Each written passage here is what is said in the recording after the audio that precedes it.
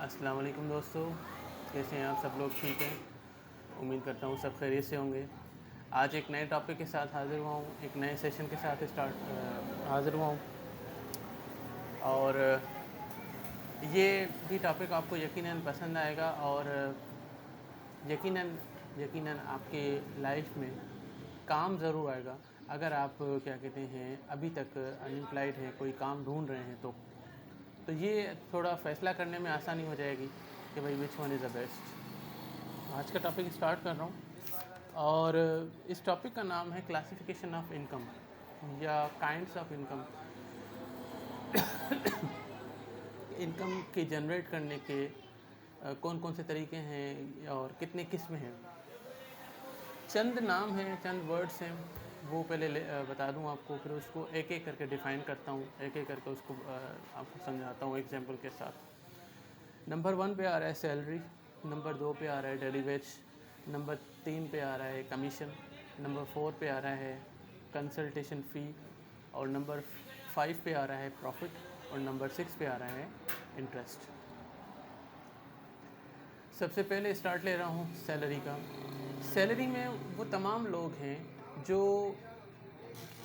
एक lump sum amount लेते हैं 30 दिनों के बाद, किसी भी कंपनी में काम करके या किसी भी एजुकेशनल इंस्टीट्यूशन में काम करके या किसी भी शॉप पे काम करके या किसी भी रेस्टोरेंट या होटल पे काम करके 30 दिन अपनी सर्विसेज देने के बाद जो अमाउंट रिसीव कर रहे होते हैं उसे हम सैलरी कहते हैं। अब इसमें एक एडवांटेज ये है इस एम्प्लॉई को या इस स्टाफ को कि अगर इस दौरान छुट्टियां आती हैं, 4 छुट्टियां तो वैसे ही कॉमन होती हैं जो संडे की होती हैं, लेकिन अनकंडीशनल जो छुट्टियां होती हैं, जैसे कुछ दिन सेलिब्रेट होते हैं, जैसे 14 अगस्त हो गया, शब बारात हो गया, शब मेराज हो गया, लेबर डे हो गया, इसके अलावा और भी कुछ दिन हो जाते हैं जिनमें छुट्टियां आ जाती हैं गवर्नमेंट की तरफ से।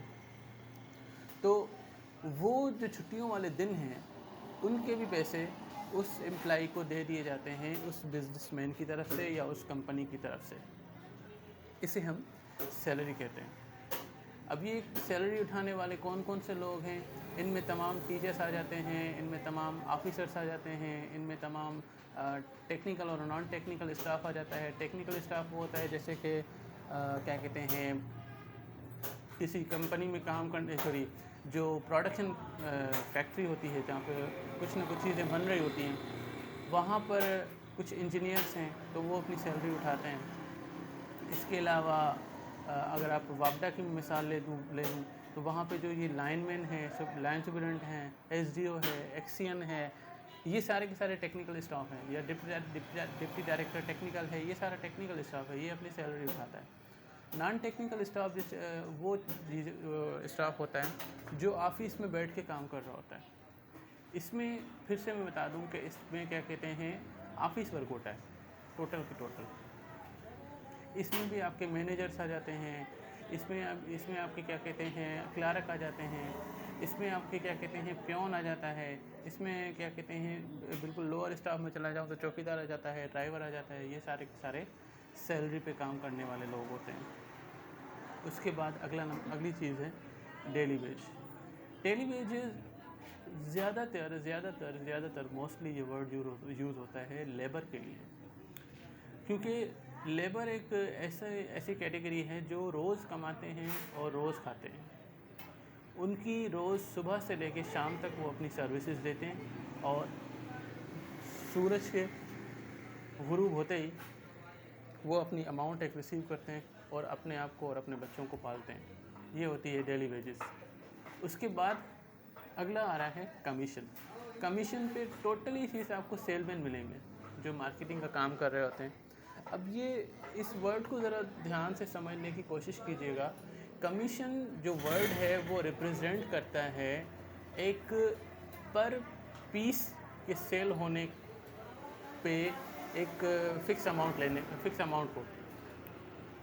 मिसाल के तौर पे अगर हम इस चश्मे की मिसाल लेंगे, ये अगर एक बिजनेसमैन बोल रहा है कि मुझे 100 रुपये का सेल करके दो, तो सेलमैन को बोल रहा है 100 रुपये का सेल करके दो, तो एक चश्मे पे मैं तुम्हें 100 रुपये में से 40 रुपये दूँगा।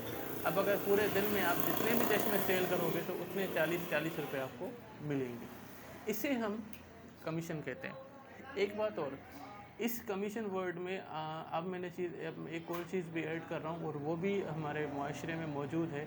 जो रियल इस्टेट बिज़नेस काम हो रहे हैं, रियल इस्टेट के ये जो मकान, दुकान, प्लाट या क्या कहते हैं पेट्रोल पंप या ऐसे कोई भी चीज़ें जो दिलवा के दे रहे होते हैं, एजेंट जो होते हैं, वो अपनी पहली क्या कहते हैं जो हम रेंट दे रहे होते हैं जिस ओनर को, तो ये उसका कमीशन का नाम दे देते हैं। ये भी उसमें आ जाएगी कमीशन में। अब क्योंकि वो जितने मकान किराए पे चढ़वाएंगे उतनी इनकी कमीशनें बनती हैं या उतना अमाउंट इनका बनता है। उसके बाद आ रहे हैं कंसल्टेशन फ़ी। कंसल्टेशन फ़ी में ये तमाम के तमाम डॉक्टर्स हैं, चाहे वो स्पेशलाइजेशन वाले हों, चाहे वो जनरल फिजिशंस हों, इसमें क्या कहते हैं बस ये अपनी एक मुकर्रर फ़ीस चार्ज करते हैं। अगर एक एवरेज डॉक्टर है तो वो 200 से 500 रुपये चार्ज करता है फ़ी पेशेंट। अगर दरमियाना डॉक्टर है, एक अच्छा डॉक्टर है, तो वो 1000 से 2000 चार्ज करता है। लेकिन अगर कोई high class hi fi doctor है तो वो कम से कम भी 10,000 से 20,000 रुपये चार्ज करता है एक मरीज़ को एक ही दफ़ा देखने का। जी हाँ, इससे भी ज़्यादा चार्ज करते होंगे, पर इतना तो मैंने अपनी आंखों से देखा है। और पर्सनली मैं उस डॉक्टर को जानता भी हूँ जो एक पेशेंट के एक दफ़ा देखने के 10,000 रुपये लेता है। अच्छा जी, उसके बाद अब आते हैं अगला वर्ड आ रहा है प्रॉफिट। प्रॉफिट यूज़ होता है बिज़नेस के टर्मिनोलॉजी में। अगर आप बिज़नेसमैन हो, अगर आप क्या कहते हैं कोई भी किस्म का बिज़नेस कर रहे हो, चाहे वो सर्विसेज के बेस पर हो, चाहे वो प्रोडक्ट के बेस पर हो, तो जितनी आप चीज़ें बेचते हो उसको बेचने के बाद जो रेवेन्यू इकट्ठा हो रहा होता है, जो अमाउंट इकट्ठा हो रहा होता है, उस अमाउंट में से आप सारे के सारे खर्चे निकालते हो, काटते हो। उस दुकान का ख़र्चा, उस दुकान में जो आपने स्टाफ रखा है उसका ख़र्चा, क्या कहते हैं जो आप सामान लेकर आए थे, जो चीज़ अगर बिक गई तो पहले वो प्रिंसिपल अमाउंट निकालोगे, यानी कि दोबारा माल ख़रीदने का वाला अमाउंट। इस तरह के वो सारे ख़र्चे काटने के बाद जो आखिरी अमाउंट बचता है उसे हम प्रॉफिट कहते हैं। और वही प्रॉफिट बिजनेसमैन अपने घर लेके आता है और अपने 30 दिन निकाल रहा होता है, अपनी फैमिली को पाल रहा होता है, अपने आप को पाल रहा होता है। इसे हम प्रॉफिट कहते हैं। अगली चीज़ आ रही है इंटरेस्ट। अब इंटरेस्ट में ये वर्ड दो तरह से इस्तेमाल हो रहा है, दोनों चीज़ें बता देता हूँ। सबसे पहले तो जो बैंकों में अमाउंट रखा जाता है एक लमसम, चाहे वो 2 लाख हो, चाहे 1 लाख हो, या इससे ज़्यादा अमाउंट हो, तो वो जो फिक्स अमाउंट दे रहे होते हैं उसके अगेंस्ट पर मंथ उसे बैंक वाले इंटरेस्ट बोलते हैं। प्राइवेट बैंकों का मुझे अंदाज़ा नहीं है या मुझे पता नहीं कितना दे रहे होते हैं, लेकिन जो कौमी बचत बैंक है हमारे क्या कहते हैं मुल्क पाकिस्तान में, वो असल में तो कौमी बचत से एक सेंटर है, लेकिन उसको लोग बैंक बोलते हैं क्योंकि हम पैसे वहाँ पर रखते हैं और उसके बदले प्रॉफिट मिल रहा होता है या इंटरेस्ट मिल रहा होता है।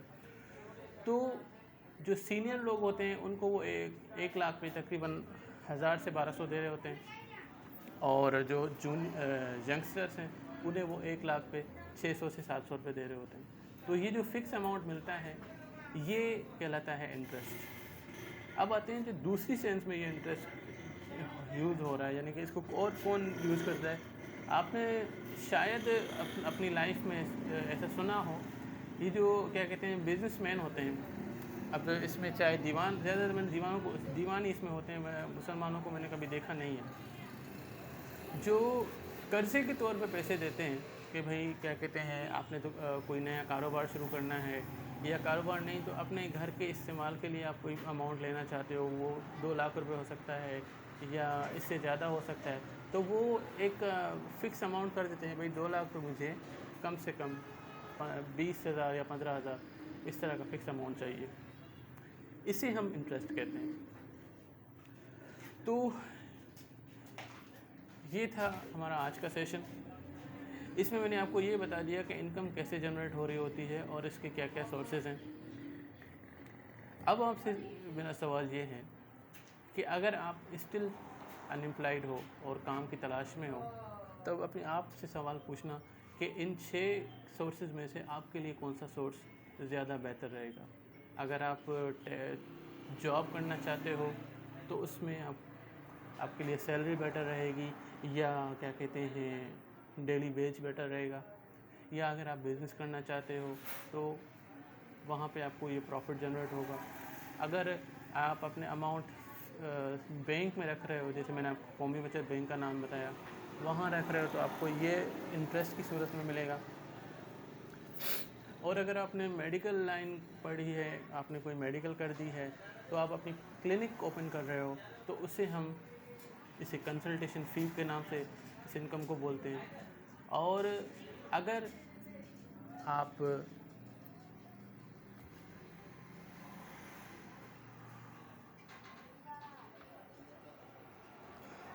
लेबर कैटेगरी जिसे कहते हैं, बहुत क्या कहते हैं छोटे जैसे काम होते हैं, वेटर हो गया, किसी दुकान पे अपना मिस्त्री वाला काम होता है, अगर इस तरह के आप काम करना चाहते हैं तो वहाँ पे अब छोटे दुकानों पे ये डेली वेजेस ही हो रहे हैं। वहाँ पे 300 रुपये रोज़ के, 500 रुपये रोज़ के मिल जाते हैं। तो आज का सेशन बस इतना ही है। अपना बहुत सारा ख्याल रखिएगा और मुझे दुआओं में याद रखिएगा। अल्लाह हाफ़िज़।